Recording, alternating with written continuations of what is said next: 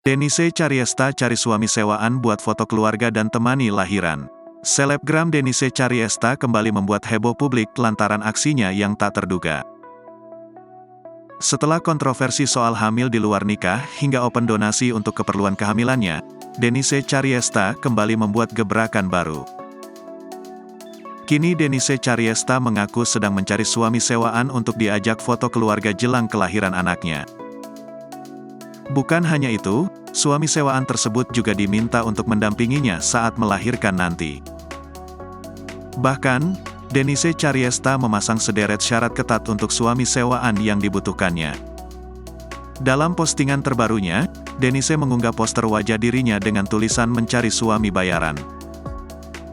Dalam unggahan itu, Denise juga menuliskan kriteria suami bayaran yang dicari.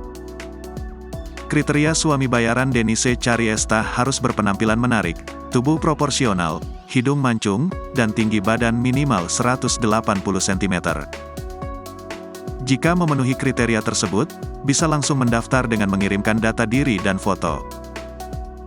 Dalam keterangannya, Denise menyebut pembayarannya dilakukan secara tunai usai melakukan foto keluarga.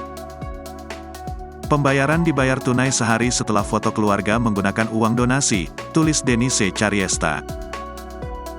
Postingan Denise Cariesta itu pun langsung ramai dikomentari warganet.